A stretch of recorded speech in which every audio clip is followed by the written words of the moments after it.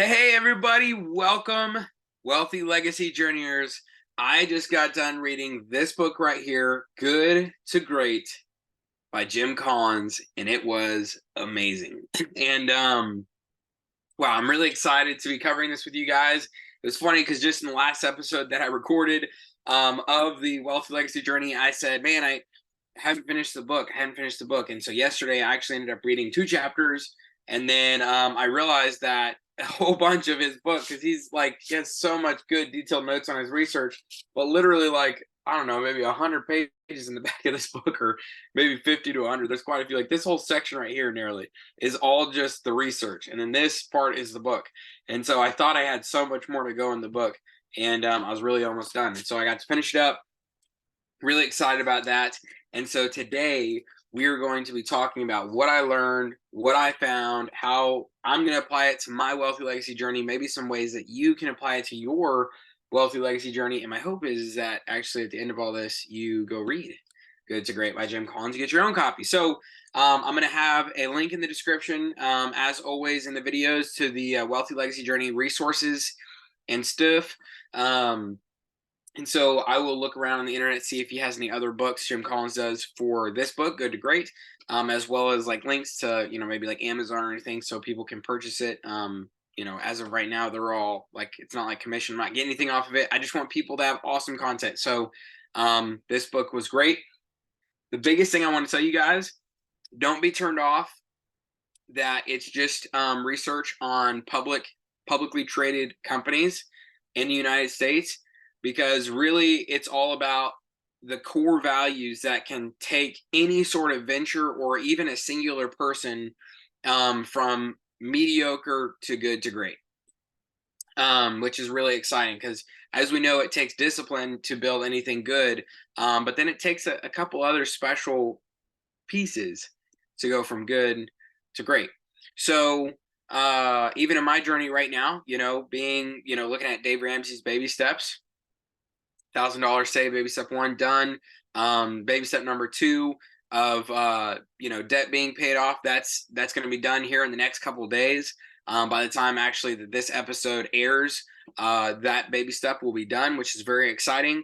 And so then I'm going to baby step number 3. So I've got that momentum. I'm starting to become good at what I'm doing inside of my money journey, in my investment journey, in my wealthy legacy journey. But this book had a lot of key insights on how to become great.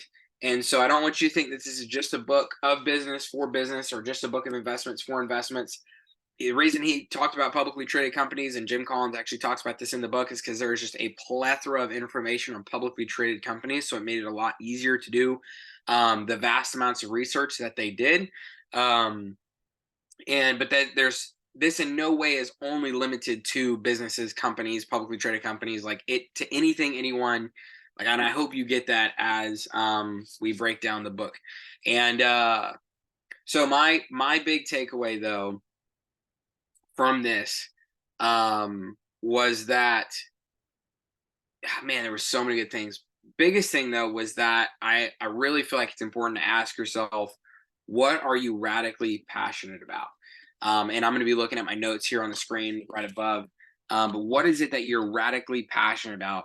And what is it in your life that it literally wouldn't make sense to complete the task at hand at any other level of success below and or other than greatness, if that makes sense? So what is it that you are so passionate, so radical about that you absolutely love, that it's like when you do that, you want to achieve greatness? And maybe it's in serving people around you. Maybe it's something, he talks about this, like maybe it's getting involved in your church or a nonprofit. Maybe it's your business. Maybe it's your investing. Maybe it's with, your family. Like, what is it that you're going to be radically passionate about that you want to become great at, right? Like for me, I want to become a great dad. And there were some things that I read in this book about, getting the flywheel going and then getting that momentum and staying focused and having, your core values of focus about, what are you passionate about? What can you be the best at? And, really figuring out, even the responsibilities of like, I want to be a great parent, but there's some things that I'm just not great at. Right. And Libby is better at than I am. And then vice versa. But then there's also some things that it's like, I'm just not going to be the best dad ever in the world of, you know, I don't know, like, for example, like maybe like football. Like, I don't know a ton about the sport. I couldn't tell you the stats, I couldn't tell you the people playing in the positions and all that kind of stuff. Like, it's just not something that I'm radically passionate about. And if my son comes along and he decides he's really interested in that, I'd like to get interested in that with him, for him, but I'm not radically passionate about that out of the gate. So maybe that's a good example. But either way, let's jump into the book Good to Great by Jim Collins. So chapter 1 is Good is the Enemy of Great. And it's interesting because he said, I'm just going to open my book here and we're going to go through this whenever I pull out the quotes. That's what makes death so hard. Unsatisfied curiosity. So something left undone and unfinished. And so my challenge for you guys is, whatever you're pursuing right now, especially if it's your wealthy legacy journey, don't settle for just okay. Don't just settle for mediocre. Don't just settle for just getting by. And really, that's the challenge that Dave Ramsey makes in his baby steps, and getting a hold of your finances, because until you can get a hold of your finances and start taking steps forward, you will only have mediocrity. So here's another quote on page 5. We believe that almost any organization can substantially improve its stature and performance, perhaps even become great, if it consciously applies the framework of ideas that have been covered. And then pages 12, 13, 14 bring to light the beginnings of very important concepts to what it exactly takes to take a company from good to great. So let's open up to that. So here you can see the beginning of the chart, and this is a chart referred to. If you're on the podcast, I'll go ahead and tell you what it says. But basically, he drew this image, and there's a flywheel on the outside. And the first phase of anything that you're doing is the buildup, and then you have a breakthrough period. And during the buildup, you are in disciplined. You're building disciplined people, right? So you yourself are becoming a level 5 leader. And then inside of your organization, or whatever it is that you're building, first the who, then the what. You have to get the right people on the right seats of the bus, and that's your disciplined people. Then, and that's all happening within this build-up phase. Then, in kind of the tail end of the build-up phase, right, as you're starting to transfer to breakthrough, you have to confront the brutal facts. And this is disciplined thought. And one of the coolest things that came from this chapter was a story about, I believe he was an admiral, and I know I've got the quotes in here, and we're going to go through it in just a second.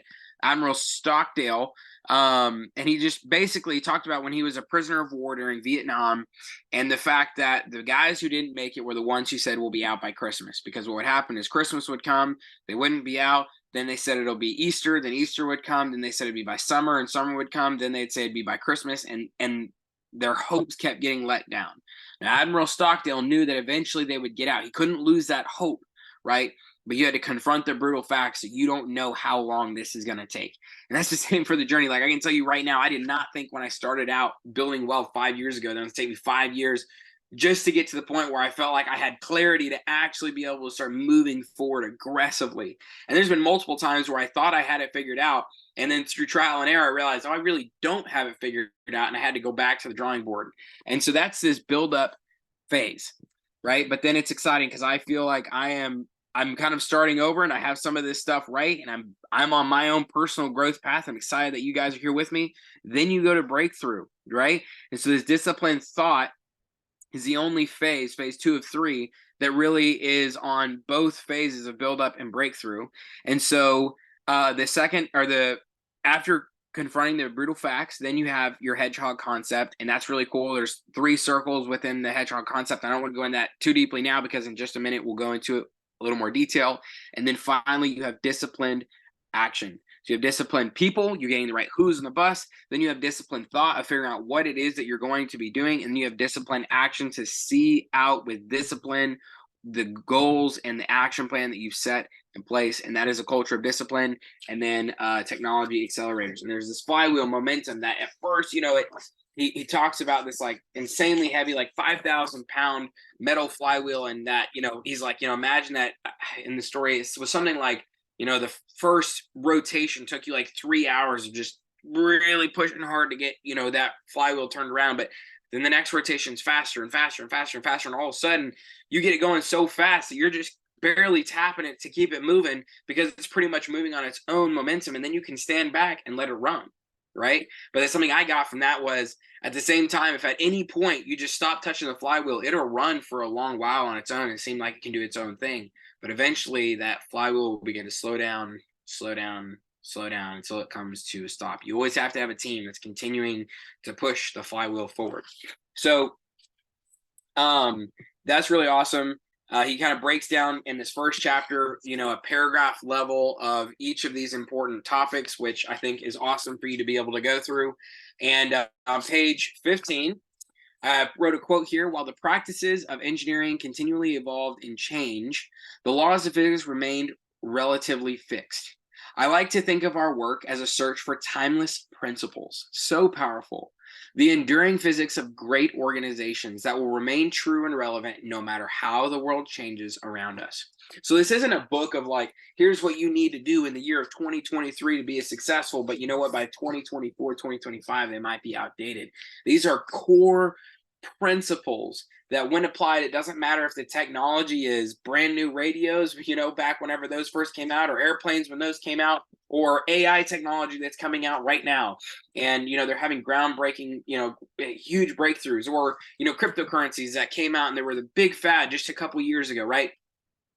It doesn't necessarily have to do with technology. It even talks about in one of his chapters that technology is an accelerator of momentum, but should not be used as a creator of momentum because it'll create an unsustained and uncontrolled momentum.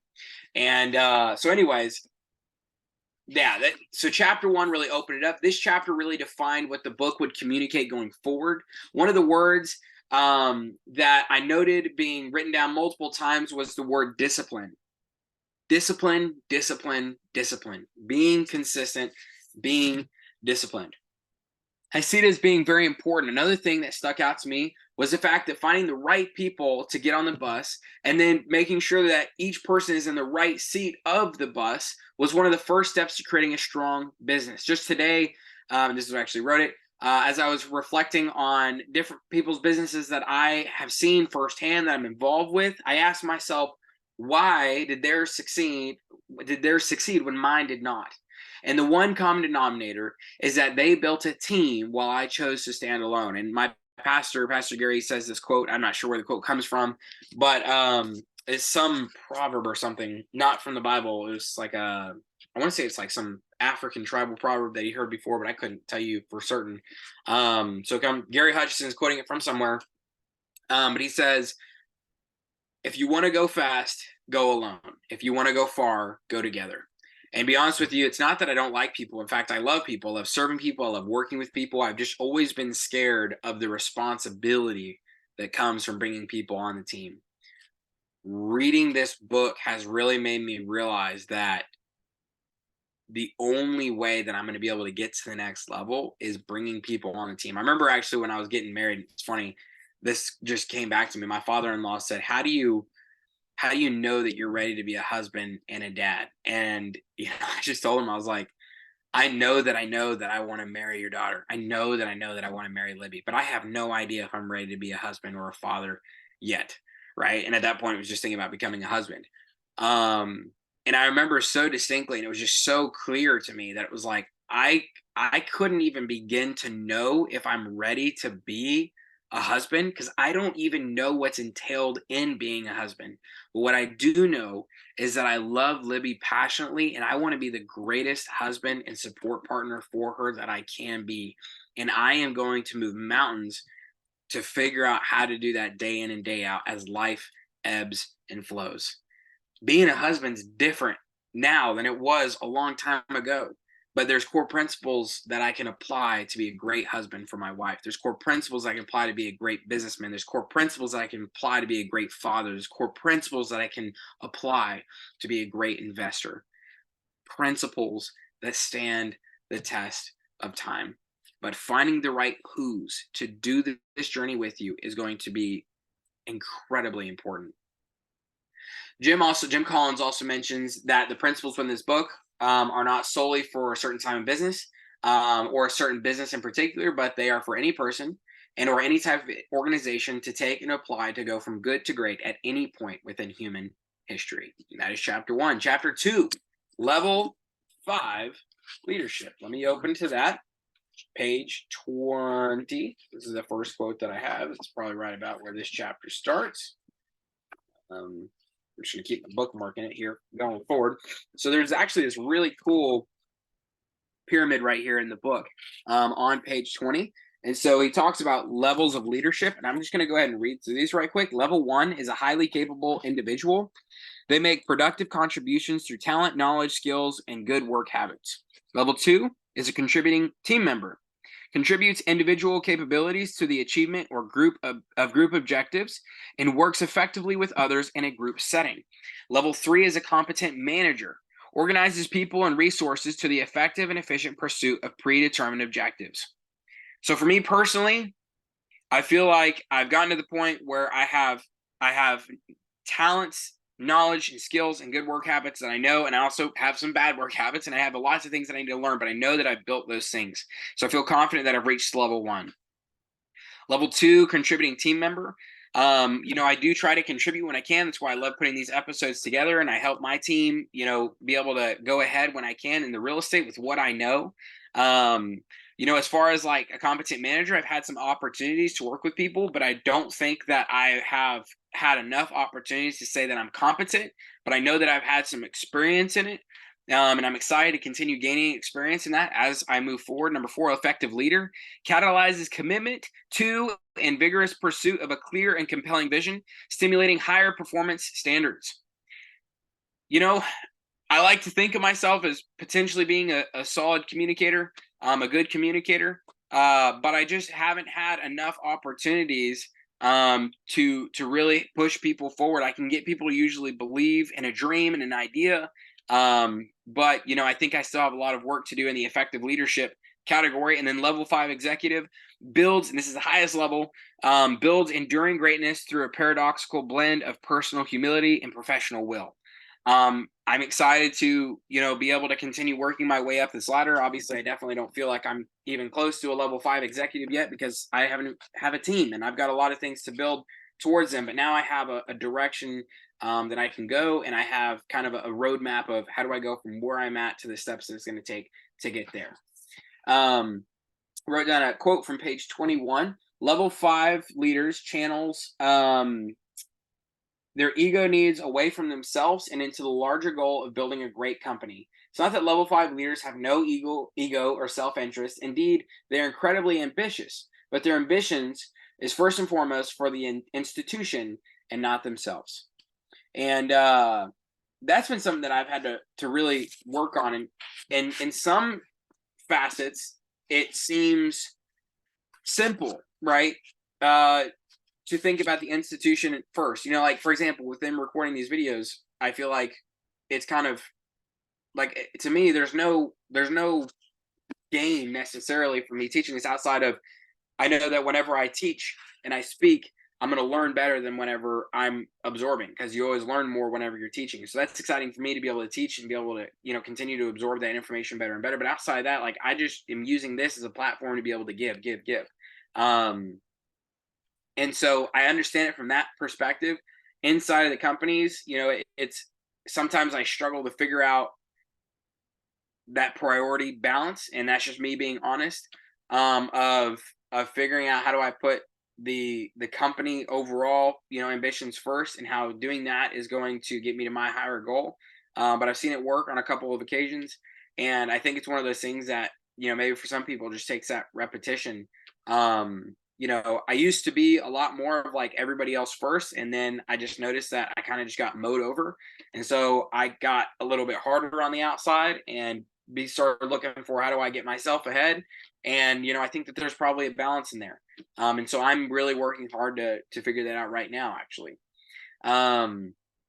Quote from page 35 is, level 5 leaders look out the window. Oh, this is so good. My pastor told this once in church, and then I saw it in this book. I was like, oh, that's where he got it.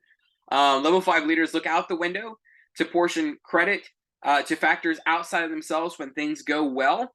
right? And if they cannot find a specific person or event to give credit to, they give credit to luck or something like that, right? They don't credit themselves. So a level 5 humble leader points out when things go well. At the same time, they look in the mirror to apportion responsibility whenever things don't go well, never blaming bad luck when things go poorly, never blaming others when things go poorly, but saying that, I and my leadership team haven't done a, effective job at this, that, and the other, but here's where we're going to work to improve and grow. And so that's something that I hope that I can continue to grow in. There's a quote from page 36 that I've written down here, but I actually kind of would like to read it out of the book. If I can find it here right quick, because I think it's a little bit longer and I think it would be awesome to grab it. So let's see. So there's the 2 sides. Oh, I broke this all down. Okay, so the 2 sides of level 5 leadership, and there is like a column kind of deal here on page 36 that breaks down like this versus that kind of thing, and I'll go through here and read these. So professional will creates superb results, a clear catalyst in the transition from good to great. Personal humility demonstrates a compelling modesty, shunning public adulation, never boastful. Professional will demonstrates an unwavering resolve to do whatever must be done to produce the best long-term results, no matter how difficult. On the humility side, acts with quiet, calm determination, relies principally on inspired standards, not inspiring charisma to motivate.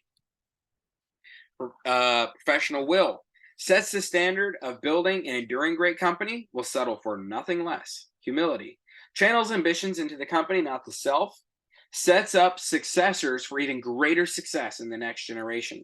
Professional will looks in the mirror, not in the window, to apportion responsibility for poor results, never blaming other people, external factors, or bad luck.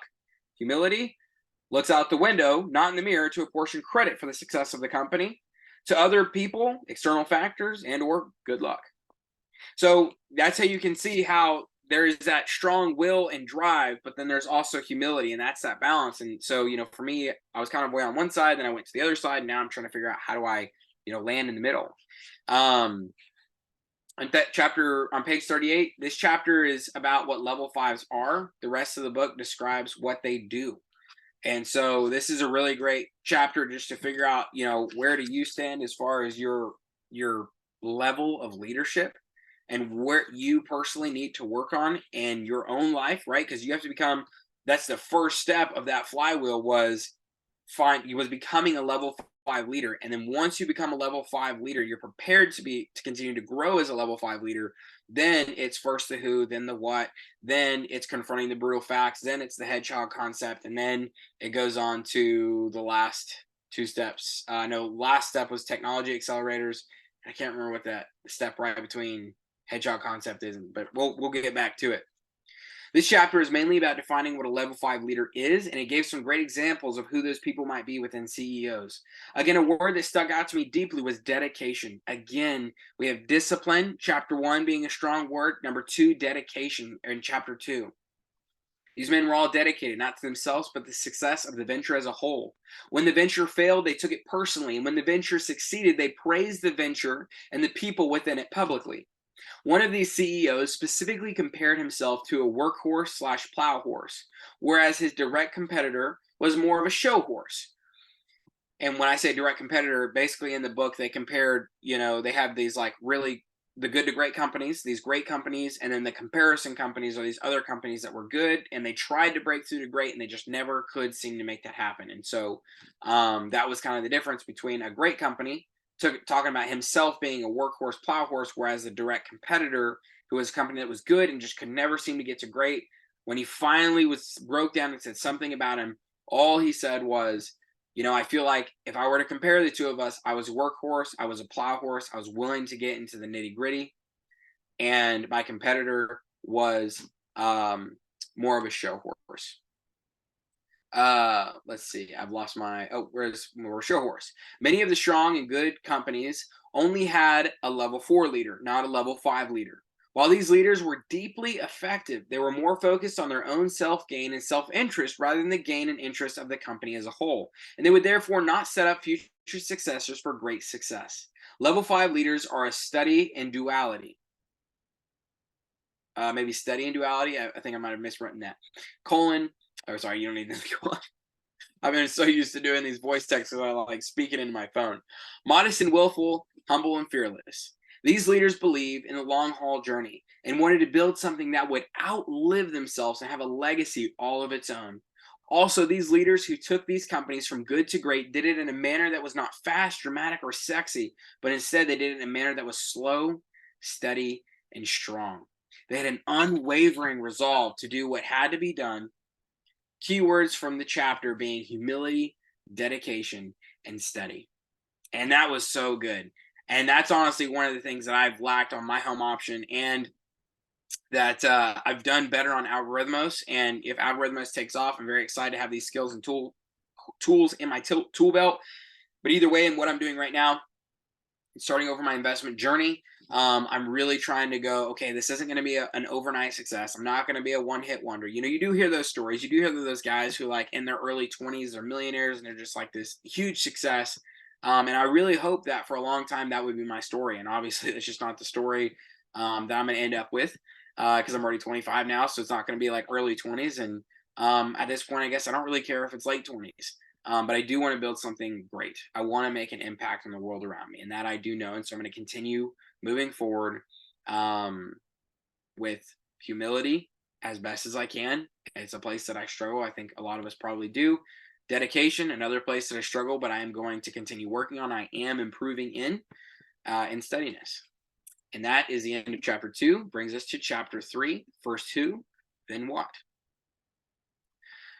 So there is a quote here immediately that I want to read to you guys. Page 41. There are going to be times when we can't wait for somebody. Now, you're either on the bus or off the bus. Kim Kesey. I have a story on this. Actually, whenever I first got married, my first real adult, almost full-time job was, I guess the first one was I was a junior high pastor. But I wasn't getting paid that much, and so I had to get another job. And so my other part-time job was working for my father-in-law, pouring cultured marble. And I remember, so basically his expertise, the way I have always understood it, was his name's Philip Schultz, and he's been a very successful businessman. And one of the areas that I understand that he was successful in was being able to come in and turn companies around. And so he bought, it was a family company from Libby's side of the family, or it was on its last leg basically. And he bought it in order to turn it around. He's done a remarkable job of doing that very well. It's been impressive to watch over the last few years. But I remember whenever he first came in, there was one guy working in the culture marble department, and I was working underneath him.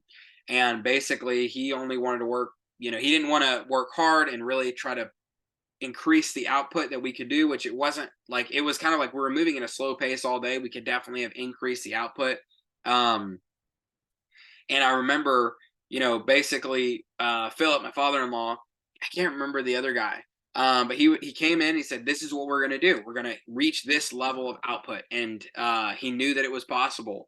And the guy that was running the department, the only guy running the culture marble, he said, it's not possible. It's not possible. It's not possible. And it came to a head one day, and it was like, this isn't possible. And if you're asking me to do this, then I quit. And my father-in-law said, if you walk out the door, don't come back. And I thought my father-in-law was crazy. I was like, he's the only guy here that pours culture marble. He's the only guy that knows like what he's doing. What are you doing throwing away his skill set? And I realized now, looking back, that my father-in-law, before he was going to try to build a strong, great company, he needed to build a culture of discipline. He needed to find the right who's and get the right people into the right seats of the bus. And in that case, I think he had somebody that was in the wrong seat of the bus, and maybe even the wrong person in the bus to begin with, that just didn't really fit with the culture that he was now trying to create. He fit with the old culture, but he wasn't going to fit with the new culture. And so he ended up leaving.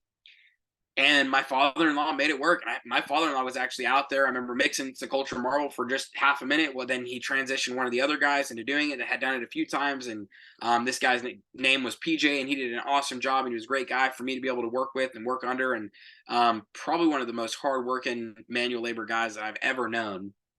Really just busts his butt in the job, and does did an amazing job until they finally were able to grow so much in granite that they cut out doing their culture marble production. Um, but I realize now, looking back, that what my father-in-law was doing in that moment was incredibly powerful. Number one, he set a tone for everybody that this is the culture that we're going to, this is the culture, this is the level of consistency. This is, basically the standard that we are going to set, and you are either going to meet it, exceed it, or you cannot stay. And it wasn't my father-in-law being a jerk. It was setting clear expectations. And if everybody, if he had just kept fighting with that guy for months or years, he was only going to be setting himself and the rest of the team, the rest of the company up for success, as well as the guy on that floor for success in that position, or excuse me, for failure. Everybody was going to be set up for failure, and was not going to be set up for success, right? Because basically there was just constantly going to be friction, and there wasn't going to be able to be seen eye to eye on some of the most basic principles that my father-in-law Philip was trying to establish in the business of Arlington Marble. So Arlington Marble is now an awesome company. He's really built it up to be something incredible. But I really saw this first who, then what inside of that. So for a guy like me building from scratch, I just need to make sure that I find the right people out of the gate, right? And it doesn't mean be scared, but they mean set high expectations, and then out of the gate, make sure they can meet those expectations. And Dave Ramsey and his EntreLeadership had some great steps for hiring, and then what the first 90 days on the job should look like in order to be able to set those expectations well. So I totally would refer to that if I was you, because I'm going to whenever I go to the hiring process. But then I guess in a company like that that's already somewhat established, you have to go clean house, reset the culture, and then be able to start growing. He started with the who, then they got really good at what they were doing. Okay. Quote from page 41. When we began the research project, we expected to find it the first step in taking a company from good to great would be to set a new direction, a new vision and strategy for the company, and then get people committed and aligned behind that new direction. We found something quite the opposite. The executives who ignited the transformations from good to great did not first figure out where to drive the bus and then get people to take it there. No, they first got the right people on the bus and the wrong people off of the bus, and then figured out where to drive it. They said, in essence, look, I don't really know where we should take the bus, but I know this much. If we get the right people on the bus, the right people in the right seats of the bus, and the wrong people off of the bus, then we'll figure out how to take it someplace great. How cool is that? Like, that's literally exactly what my father-in-law came in and did. And, he didn't change anything about the products they were doing. In fact, he just was trying to sell more aggressively everything that they were doing. But then on the inside, had to find the right people to make the process that they were doing streamlined. Long term, he knew that he didn't want to be in Culture Marble. But while Culture Marble was there, he wasn't just going to nix it out of the gate and set everybody on a new direction. He was going to find the right people, make everything good again, and take it from mediocre to good by finding the right who's and getting a culture of discipline in place, right? And then they can figure out which departments were the most profitable, cut the lesser profitable departments, move into the more profitable, departments that, the entire market is moving towards quartz and granite and stuff like that. And, just continue moving in that direction. I think it's so cool. Quote from page 43, Wells Fargo approach was simple. You get the best people, you build them to the best managers in the industry, and you accept the fact that some of them will be recruited to be CEOs of other companies. A great visual representation of good to great companies versus comparison companies is on page 47. For any of you watching the video, I will go ahead and show you guys what that looks like, and I'll read it. Just this top blip right here. Basically, level 5 plus management team of good to great companies. There's a level 5 leader. First who, get the right people on the bus and build a superior executive team. Then what? Once you have the right people in place, build out the best path to greatness. Versus, a comparison company calls them a genius with 1,000 helpers, excuse me. So there's level 4 leader who just kind of delegates and sets the tone. First to what? They set a vision for where to drive the bus. They develop a roadmap for driving the bus, and they basically tell everybody where to go. Then they find the who, and they enlist a crew of highly capable helpers to make the vision happen. But basically, once the leader is no longer in the picture, there's no one else to keep drawing the roadmap forward into the unknown. Everything falls apart. Because instead of finding great people who are going to be able to help lead the company forward, they instead are a great leader who just tell everybody where we're going to go. But then once you're not in the picture, nobody knows where to go next. Even if these people that are working have the potential to be great leaders, they haven't been trained in this company, in this dynamic, in this culture to think that way, and so it just stumps the culture and growth of the company. Page 49, we found no systematic pattern linking executive compensation to the process of going from good to great, meaning like payroll and stuff like that. The evidence simply does not support the idea that specific structure of executive compensation acts as a key lever in taking a company from good to great. That's on page 49. 51, new core system did not. Okay, so basically, I think I misquoted this here. I didn't write it down well. Okay, here, but I found it here. The new core system did not aim to turn lazy people into hard workers, but to create an environment where hardworking people could thrive, and lazy workers would either jump in or get thrown right off the bus. In one extreme case, workers chased a lazy teammate right out of the plant with an angle iron. So basically, you were either gonna, there's this saying from down where I'm at, and if you're on the pot, you either need to take a crap or get off. So this is just, if you're sitting on the middle of the fence, you need to get on one side or the other. The reason that you're grumpy is because you're riding the fence and there's splinters going in your crotch. I mean, there's lots of different funny little sayings that I've heard over time growing up in the South around this. But, really they set a culture where it was black and white. You're either in this category of people and you're going to either work at our pace or you're not, and you just need to get out of here. And so like Nucor, they built their whole philosophy and their whole company around hardworking people. And I remember one of the interesting things that they did is they went to areas where there were a lot of hardworking farmers, where farmers were already used to very, very, rigorous work conditions on the farm, and they built their plants around farmers to bring that hardworking mentality into their plant, instead of trying to create a plant of steel and then hiring people and then trying to teach them the hard work ethic. And that's just a classic example of first the who, then the what, is they even established their businesses in place where they could find the right who's easily and readily. Page 54, practical discipline number 1, when in doubt, don't hire, keep looking. So find the right people. You don't need somebody right now. Be patient until you find the right who's.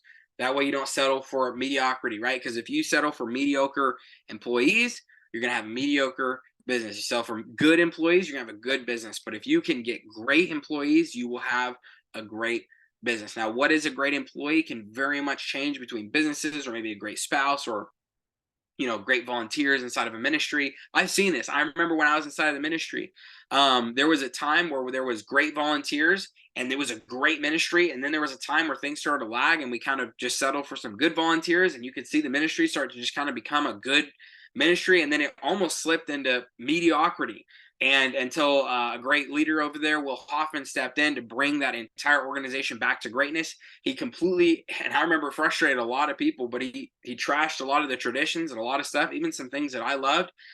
But I remember later on looking back, even though it was like, man, it was so sad to see a lot of the things that I loved go. He's even brought some of them back, but he had to almost start over with a clean slate and reset the culture, rebuild the right who's, and then start over in order to build greatness. And now the thing's running like a well-oiled machine. I'm very happy for him, and I'm very happy that to see the ministry once again thriving. It's the youth ministry at Grace Community Church, and he's just done a really good job of turning the whole program around 180 and taking it back to where it once was just a few years earlier.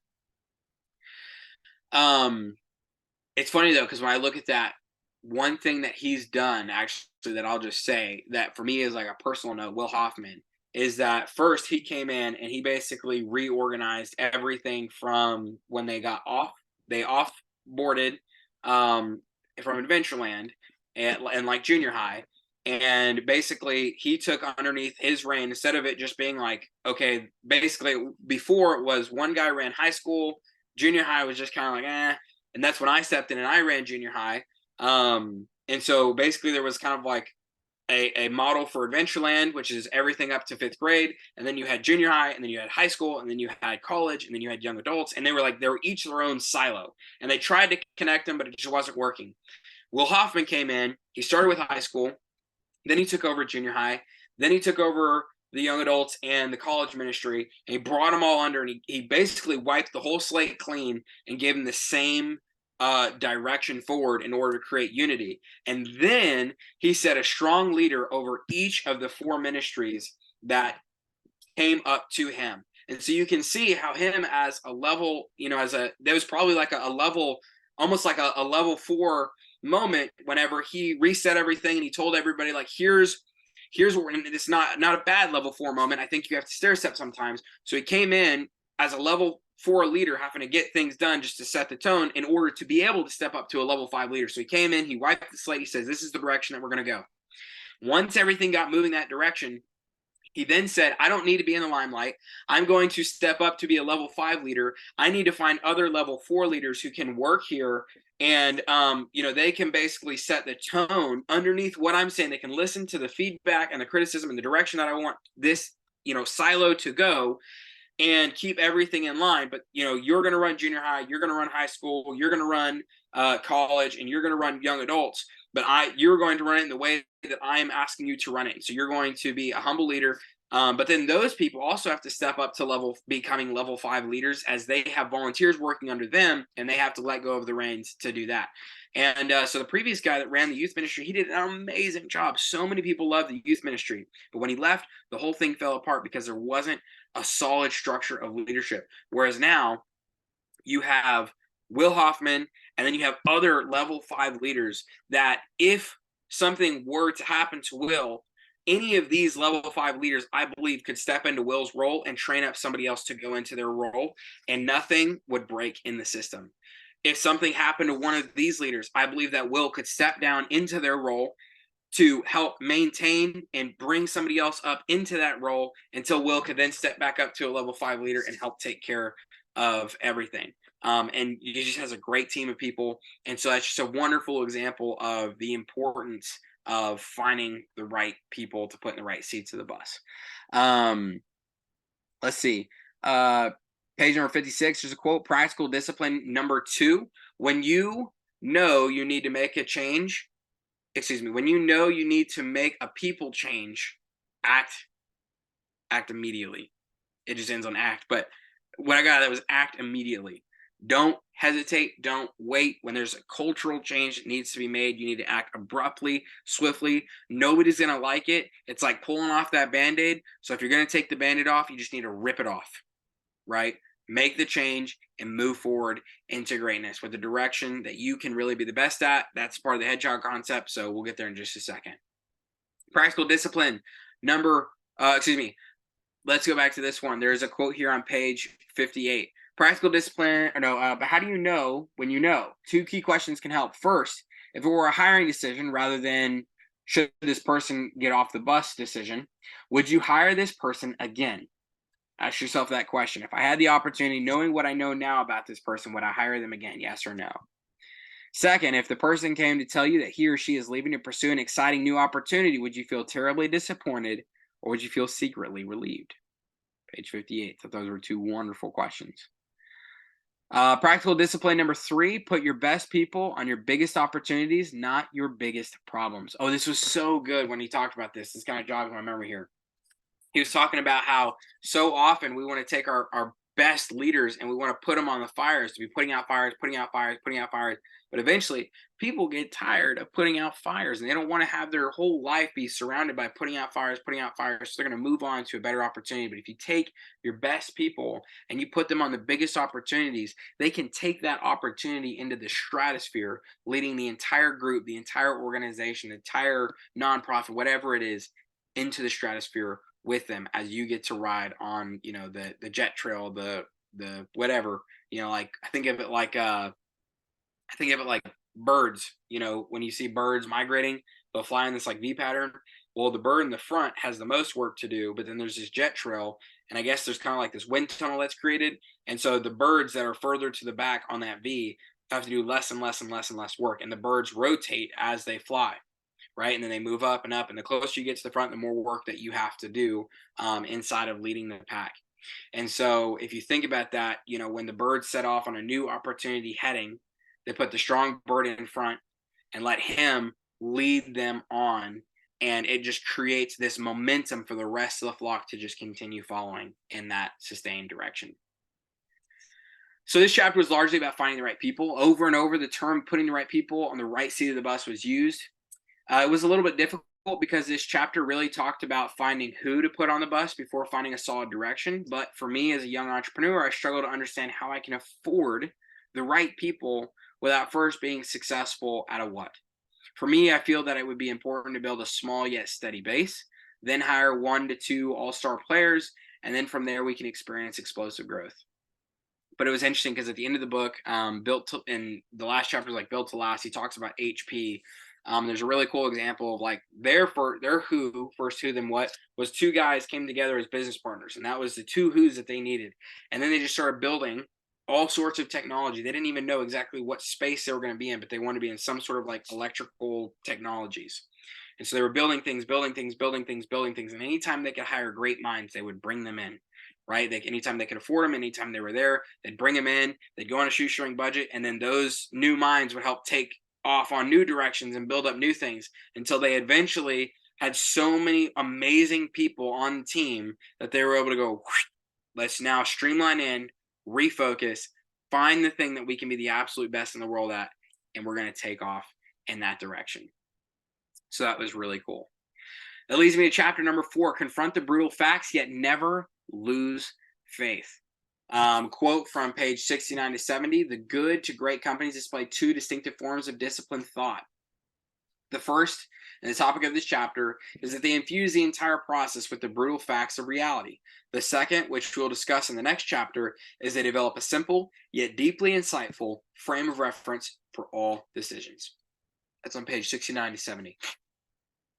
So one great way of recognizing the brutal facts of reality is to put self-imposed deadlines in place as recommended by Dave Ramsey in EntreLeadership. And I thought, oh man, it was so cool when I was reading this of us, like right now, basically Tim and I just had a conversation about Algorithmos, and I said, hey, we really need to have, the Trade of 8 online by mid-December.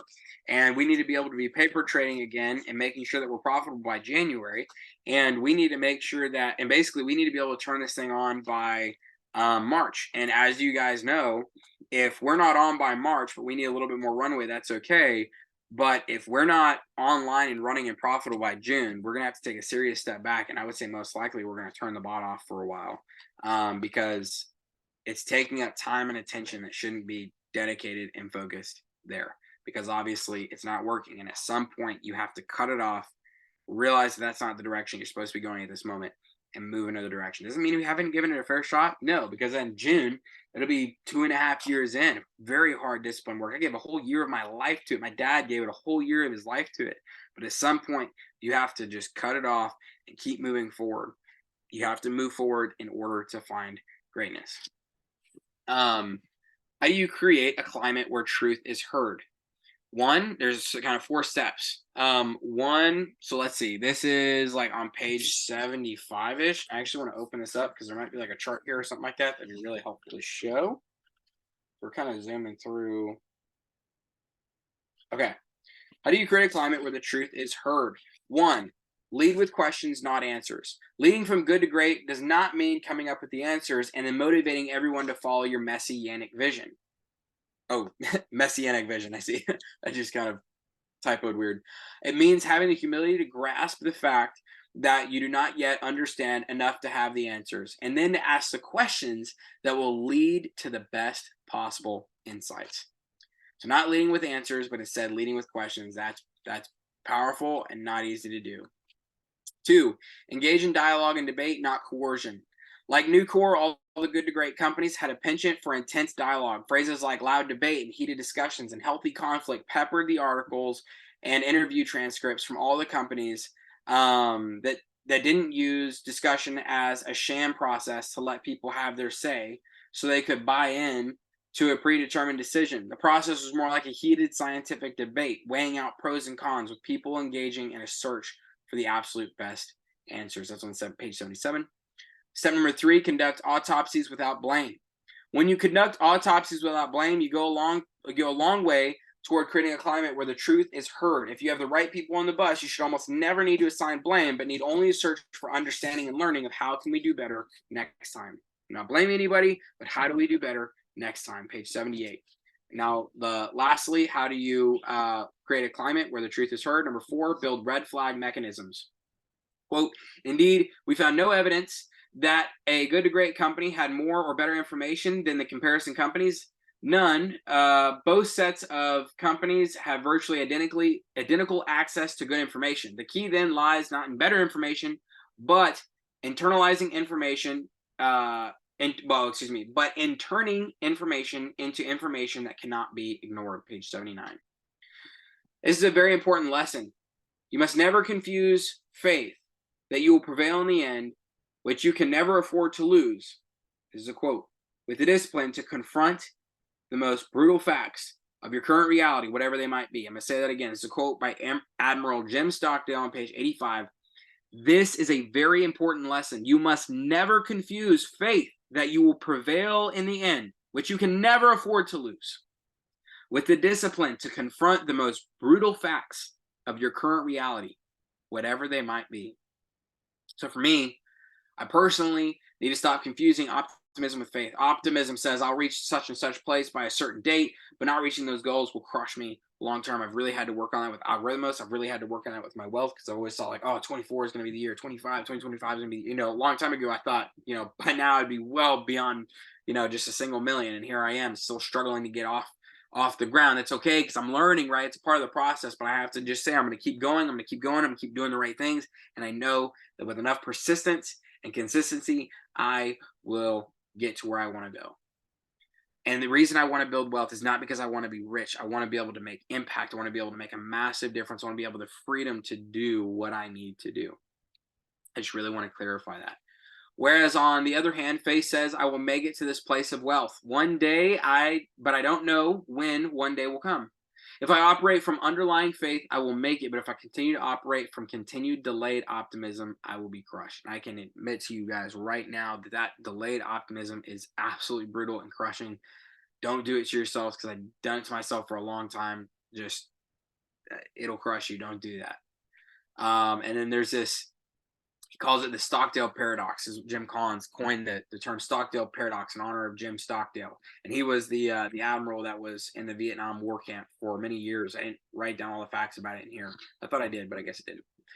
So the Stockdale paradox is, you must retain faith that you will prevail in the end. You must also confront the most brutal facts of your current reality.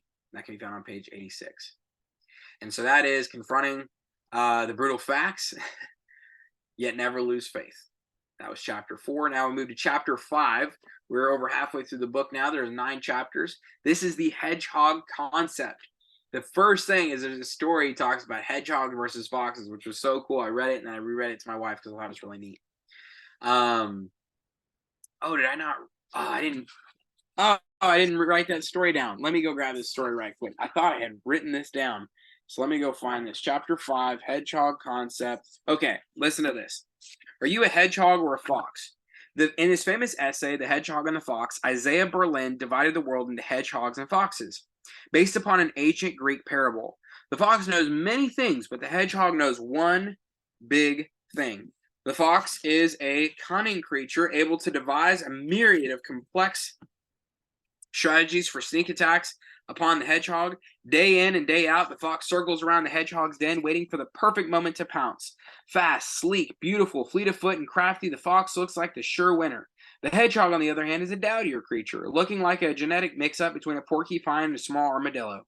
He waddles along, going about his simple day, searching for lunch and taking care of his home. The fox waits in cunning silence at the juncture in the trail. The hedgehog, minding his own business, wanders right into the path of the fox. Aha! I've got you now, thinks the fox. He leaps out, bounding across the ground, lightning fast. The little hedgehog, sensing danger, looks up and thinks, here he go again. Will he ever learn? Rolling up into a perfect little ball, the hedgehog becomes a sphere of sharp spikes, pointing outward in all directions. The fox, bounding towards his prey, sees the hedgehog's defense and calls off the attack, retreating back to the forest. The fox begins to calculate a new line of attack. Each day, some version of this battle between the hedgehog and the fox takes place, and despite the greater cunning of the fox, the hedgehog always wins. Berlin extrapolated from this little parable to divide people into 2 basic groups, foxes and hedgehogs. Foxes pursue many ends at the same time and see the world in all of its complexity. They are scattered, diffused, moving on many different levels, says Berlin, never integrating their thinking into one overall concept or unifying vision. Hedgehogs, on the other hand, simplify a complex world into a single organizing idea, a basic principle or concept that unifies and guides everything. It doesn't matter how complex the world, a hedgehog reduces all challenges and dilemmas to a simple, indeed almost simplistic, hedgehog ideas. For a hedgehog, anything that does not somehow relate to the hedgehog idea holds no relevance.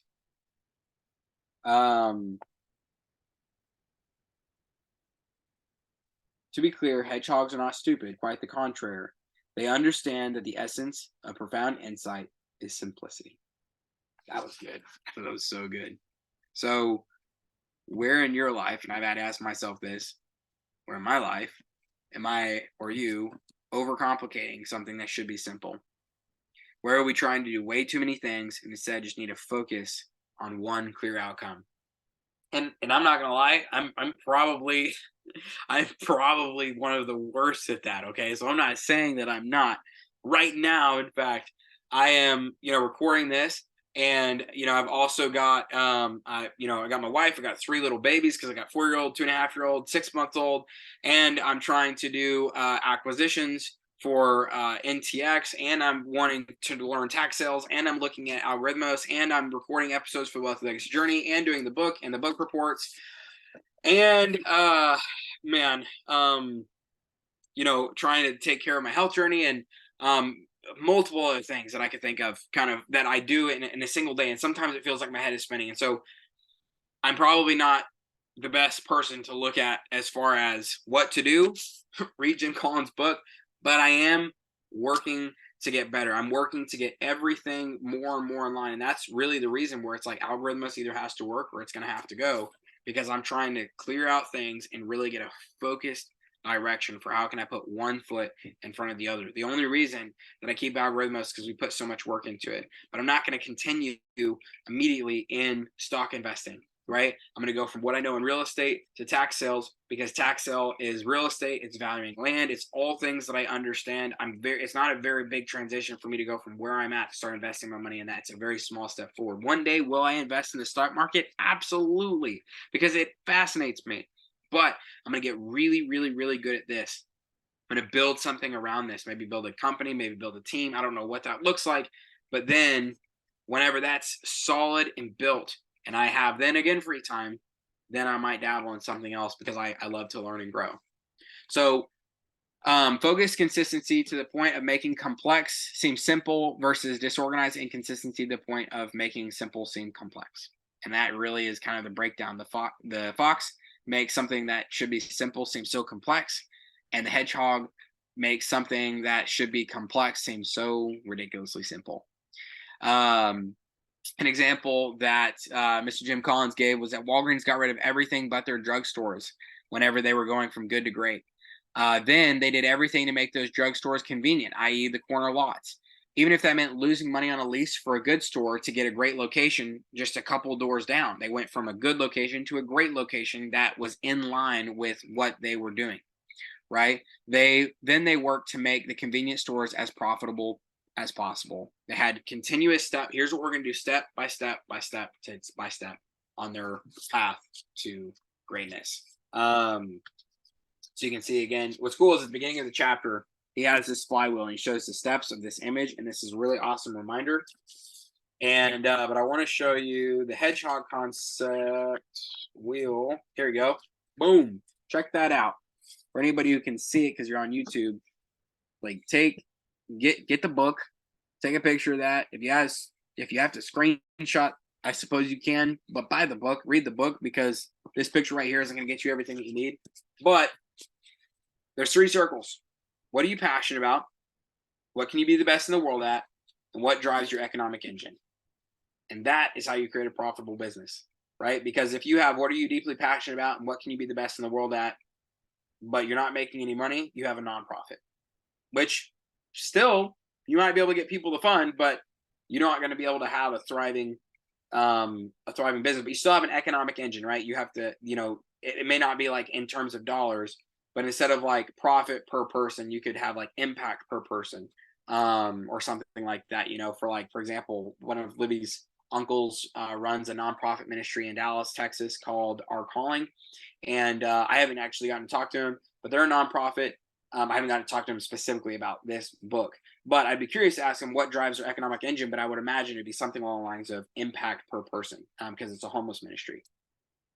If you have what are you deeply passionate about and what drives your economic engine, right? But you can't necessarily be the best in the world at it. You might be entering into a red ocean and you might not be able to experience breakthrough, right? And then if you have what you can be the best in the world at and what drives your economic engine, but you have no passion about it, you're going to hate what you do and you're going to dread going to work every day. But if you can find something that meets all three of those, that you can be passionate about, that you can be the best in the world at, and that it can drive your economic engine, you're going to be able to create something you're going to be able to go do every day, and you're going to be excited about going back to work every day, every week. You're going to be able to be amazing at it because it's a blue ocean, a place that you can thrive. Doesn't mean you can't compete with other businesses down the road, but for now, you can plant the seed and let that little seed thrive as you cultivate it and grow it. And it's going to be able to drive an economic engine, which is going to be able to further spur on growth, to help you hire the right people, to help you become more competitive, so you get to the point where you're ready to go boxing with the Muhammad Ali's of your space, right? And become more and more competitive in the business space. So keep the strategy simple, simple, simple, simple, simple, simple, simple, simple. The word simple can't be spoken clear enough. Page 95, there is a quote. The essential strategic difference between the good to great and comparison companies lay in fundamental distinctions. First, the good to great companies found their strategies on the deep understanding along three key dimensions. We came to call these the three circles. Second, the good to great companies translated that understanding into a simple crystalline concept that guided all their efforts, hence the term hedgehog concept. And those three circles were: what are you deeply passionate about? What can you be the best in the world at? And what drives your economic engine? Page 98. This brings me to one of the most crucial points of the chapter. A hedgehog concept is not a goal to be the best, a strategy to be the best, an intention to be the best, a plan to be the best. It is an understanding of what you can be the best at.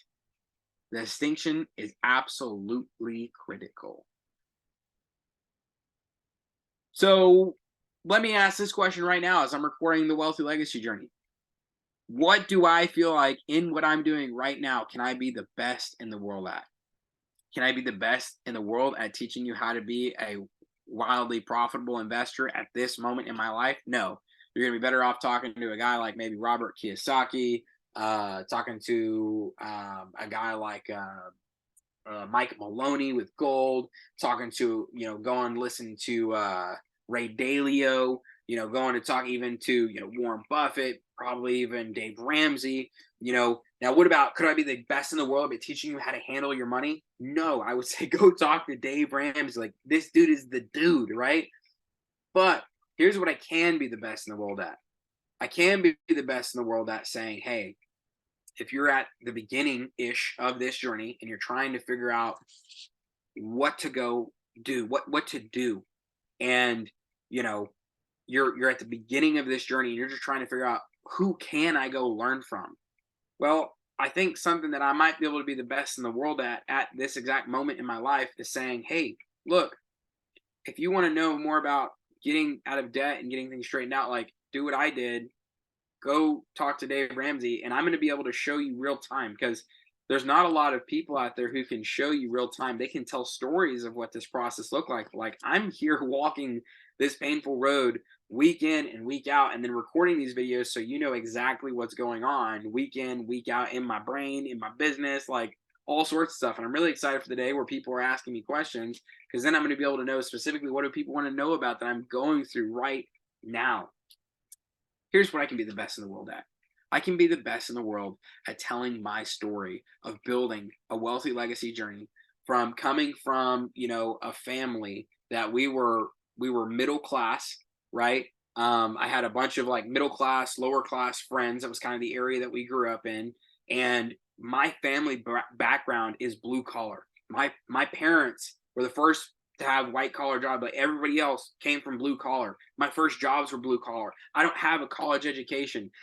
I should be somewhere in the blue collar world right now when you look at it statistically. but I've been able to take steps forward and grow myself to become more. So basically, if you're, in a blue collar family, you're a blue collar worker, or you're a white collar worker, you do more of like an office job and not manual labor, doesn't matter, because I started blue collar and I've worked my way all the way through blue collar to white collar to building wealth. And I'm going to do all these things. And so I can be the best in the world at telling the story from beginning to end and letting people see that in a transparent way. And so that's what I'm trying to be the best in the world at. Now, one day when I become a wildly successful investor, because I know it's going to happen, can I then at that point go compete with Robert Kiyosaki, Ray Dalio, Warren Buffett's of the world? Yes, I can. When I become really, really good at teaching people how to handle their money, to do those first couple steps, could I go compete with Dave Ramsey? I suppose if I really wanted to.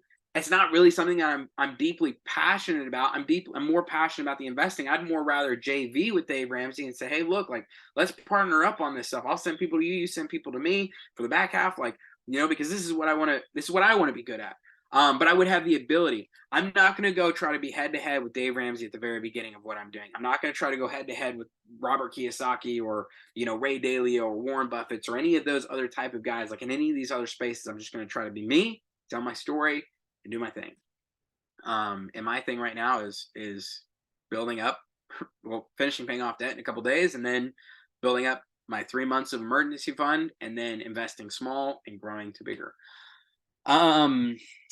Let's see, what is my economic denominator? If you could pick one and only one ratio or one ratio profit per X, or in the social sector, cash flow per X, to systematically increase over time, what would have the greatest and most sustainable impact on your economic engine?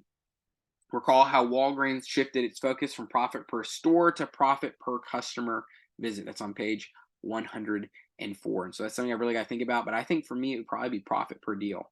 Or really, to me, it's not about the dollar amount. It's about the ROI. I want to make, especially because I'm not leveraging debt, I'm leveraging all my own money. I have to look at the return on investment per deal.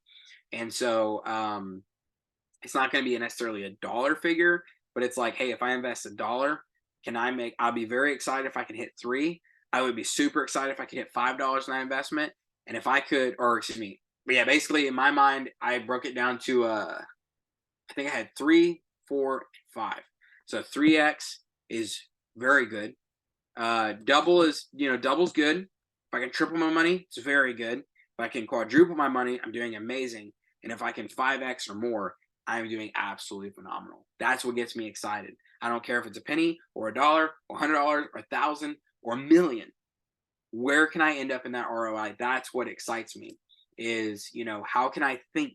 It's not about stealing money or cheating people out of money. It's how can I use my brain to think of the most successful and profitable way to put this puzzle together in such a way that it becomes wildly valuable and creates and in the end what's created is the profit, right? But what I'm building is smart value. That's what I love to do. That might not be what you love to do, but it's what I love to do.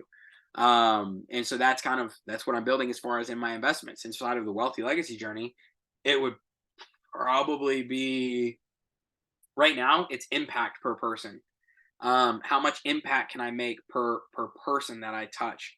Maybe it probably wouldn't be impact per episode, because I'm not really passionate necessarily about the videos. The videos are just a vehicle to communicate my message to the people, to you guys. So it would probably be the impact per person at this exact moment. Now, if it ever became a business, then there might also be, a profitability per customer. If like I had a website, then I could say like, hey, for my, free content, it would be, what can be my impact per person.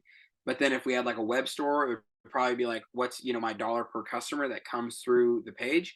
But then in the coaching groups, it would probably be, probably the economic denominator for me would be what would be, it would probably be like, how much money can I make each person that I'm coaching, and how long can we keep them on board? Because for me, I know that if I made, like, for example, if somebody came into a coaching program with me and I made them $1 million, well, then it's like, okay, well then for that service, like I could charge them 10 or 50 or $100,000, or I don't know how much, really, maybe more, I don't know.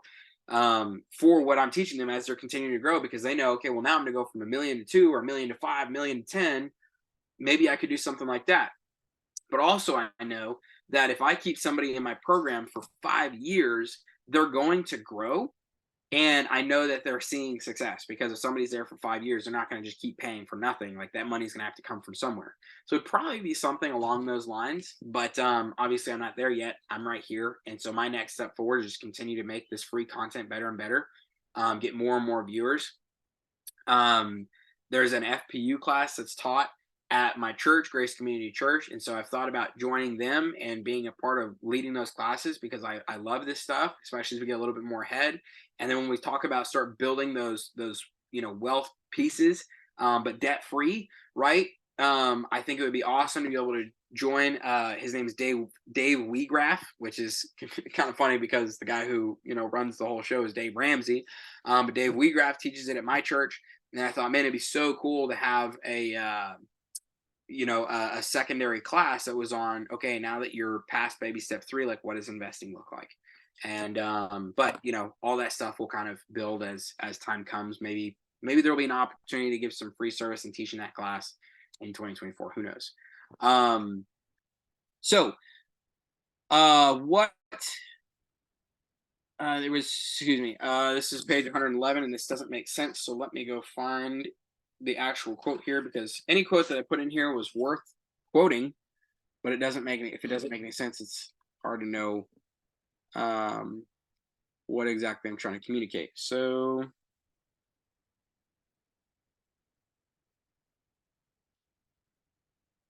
no more evident.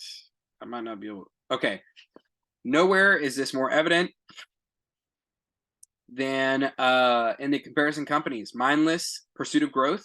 Over 2/3 of the comparison companies displayed an obsession with growth without the benefit of a hedgehog concept. Statements such as, we've been a growth company at any price.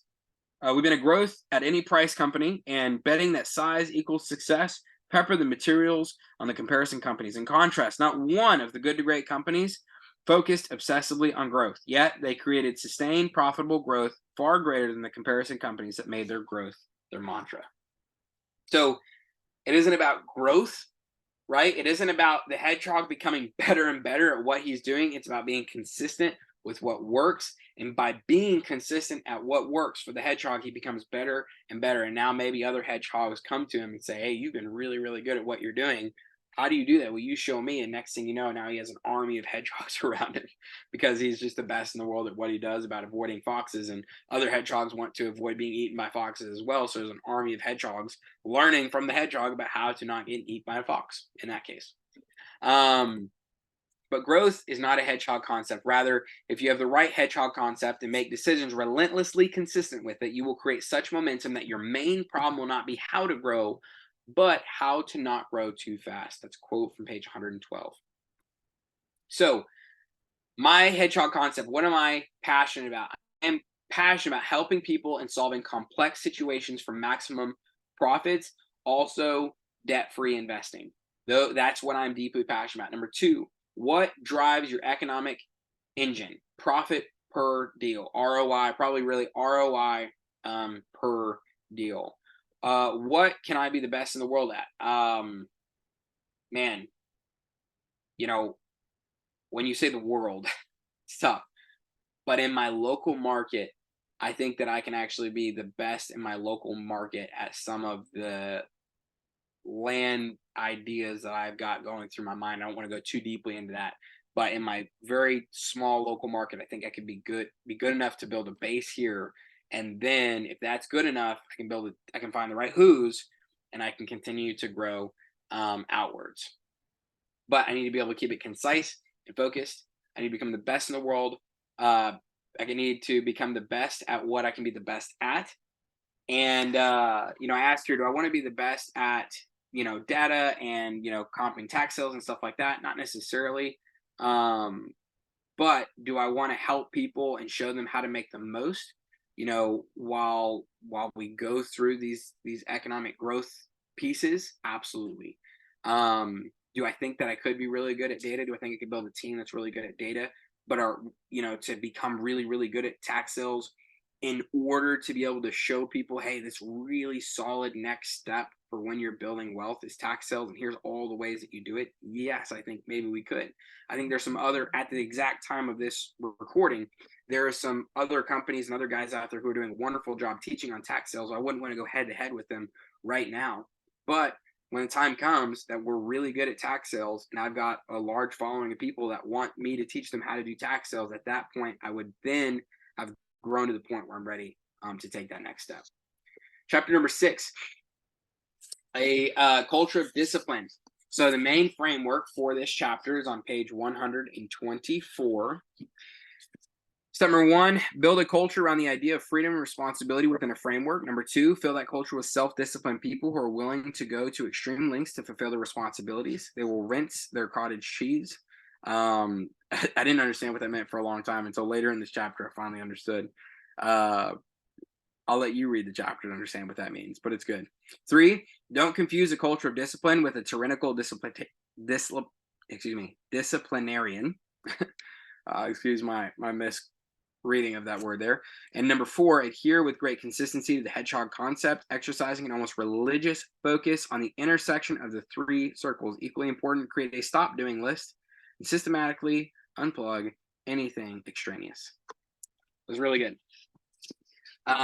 So there's a great airline pilot in page 124 to 125. Basically what he's describing there is that, you have very strict rules inside of air traffic controls and how, a pilot is to act when they're in the air as they're piloting the aircraft. They have a lot of freedoms within the responsibilities to get that plane up off the ground, flying, and down the ground. But there are rules and there are boundaries that they have to stay inside of, right? Like if the traffic controller says, hey, you have to fly and maintain whatever altitude, they have to go up and maintain that altitude, right? But then at the end of the day, if they're like, hey, we're flying into weather, they have the freedom to make certain decisions, right? Or at least let, the tower know, like, hey, we're coming up on such and such, requesting permission to go down and maintain this, right? And he even mentioned that the towers are very, there's a lot of bearing rules on pilots. And so you probably don't want to necessarily put so many rules bearing down on the employees of your company, but same kind of idea, right? Like at the end of the day, as the pilot's coming into land, they have permission to land, but if they see something and they feel like there's too much turbulence or they see something there on the ground they don't like, they have the right to say, hey, I want to fly around, come back into the pattern and try to land again because of something, right? And they have the freedom and responsibility. They have the responsibility to take care of the people on their plane. So inside of that responsibility, they have the freedom to do what they feel is necessary in order to get the job done as best as possible. It's reminding me a lot of EntreLeadership model with staying within, a consistent mission statement. Like I've read to you guys, I have my personal mission statement. If you don't have that yet, you have to get that because it's going to really help give you clarity. But I have mine that I've read on this show multiple times.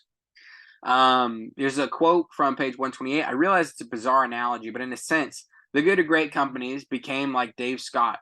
Much of the answer to the question of good to great lies in the discipline to do whatever it takes to become the best within carefully selected arenas and then to seek continual improvement from there. It is really just that simple and it's really just that difficult. And that's a great way of putting it. Is how can you just consistently become better and better and better and better at what you do, not becoming satisfied or passive, but continuing to go. And that's why you really have to be passionate about what you do, because if you're not passionate about it, you're just going to end up hitting a point where you coast, right? But if you are passionate, you're going to keep having that desire and that drive to become better and better and better all the way into greatness. 128. Everyone would like to be the best, but most organizations lack the discipline to figure out with egoless clarity what they can be the best at and have the will to do whatever it takes to turn that potential into reality. The lack of discipline to rinse the cottage cheese. Page 120 or 136. Indeed, a great company is much more likely to die of indigestion from too much opportunity than starvation from too little. The challenge becomes not opportunity creation, but opportunity. Dave ran EntreLeadership. He felt like one of the things of their mission statement, it was not just that it helped them be successful and to figure out what to do, but also to figure out what not to do. Lastly, a quote from page 141: the most effective investment strategy is a highly undiversified portfolio when you're right. How can you put your eggs into just a few of the right baskets and see those baskets thrive? Chapter number 7, technology accelerators. We'll start moving through the rest of this a little bit quicker. The first few pages of this chapter really emphasize how a great company like Walgreens was able to take a new thing of technology during the dot-com bubble and boom, and not only become a technology company that sells pharmaceuticals, but instead continue to be a pharmaceutical. So I'm reading through that too quick. How can you have a company like Walgreens not become a technology company that sells pharmaceuticals? Because it's not what they are. But how can they instead continue to be the best convenient pharmaceutical company that does a great job of using technology to continue to make it even better in the world at what they do of selling pharmaceuticals in the most convenient way possible? They focus on utilizing the tool of technology in order to prove their hedgehog concept of convenient pharmaceuticals as well as profit per customer. As noted on page 152, the technology accelerator must come after the discovery of the hedgehog concept and after reaching breakthrough. Quote, technology was a key part of what Fannie Mae leaders called the second wind of the transformation and acted as an accelerating factor. It's on page 152. Quote from 152, 153. This brings us to the central point of the chapter. When used right, technology becomes an accelerator of momentum, not a creator of it. The good to great companies never began their transitions with pioneering technology. For the simple reason, you cannot make good use of technology until you know which technologies are relevant. And which are those? Those, and only those, that link directly to the 3 intersecting circles of the hedgehog concept. So I'm going to pause right there. As pretty much everybody knows at this point, at the time of this recording, I don't have a website. The only thing that I have right now is a Spotify, a YouTube, and then we actually have an Amazon and Apple because I set those up at the same time as Spotify. And when I upload the podcast on Spotify, it goes to Amazon and the other Amazon and Apple Music. And then we have YouTube. That's all. That's literally all that I have because those were the only technologies that I felt like I needed that, helped me to, I'm passionate about this. That's why I get on here every week and I read the books. Now I'm doing a bonus one this week that I'm recording. I believe that long term this is going to help me to drive my economic engine, right? And it's something that telling my story is something I feel like I can be the best in the world at. So those 3 together, what technologies do I need in order to be able to do that well? Well, I use Facebook sometimes. I try to stay off social media because it's hard for me not to get distracted on social media, but I use it sometimes to promote material that I'm putting out.